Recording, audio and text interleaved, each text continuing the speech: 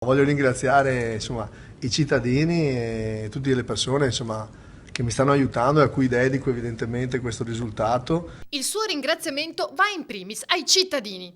A loro Luigi Brugnaro dedica il secondo posto che si è guadagnato nel sondaggio annuale realizzato per il Sole 24 Ore sul gradimento degli amministratori locali. Di più, se si votasse oggi a 7 mesi dalla sua elezione, Brugnaro guadagnerebbe l'8,8% di consensi sulle schede rispetto a quanto ottenuto alle elezioni. Lui è emozionato e soddisfatto, ma questo posto non lo considera solo suo.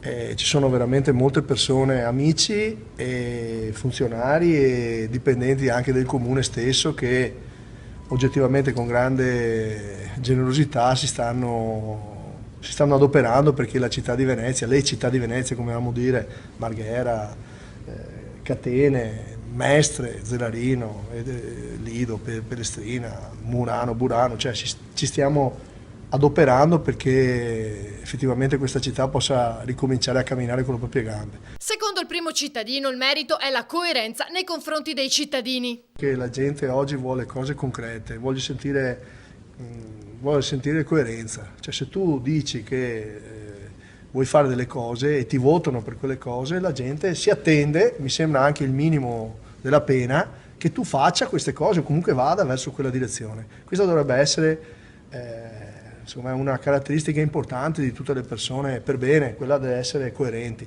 In Veneto un altro sindaco nella top 10 è Massimo Bitonci, alla guida del comune di Padova, che occupa il sesto posto. Brugnaro è però la rivelazione dell'anno, considerando anche la sua prima esperienza in politica. La situazione trovata a Venezia era disastrosa, bilancio in primis. Ecco perché, secondo il sindaco, il segreto di una buona amministrazione è non avere debiti di alcun genere. L'importante è costruire una vitalità alla città senza indebitarla, senza indebitare i giovani, senza indebitare i nipoti, senza indebitare le prossime generazioni.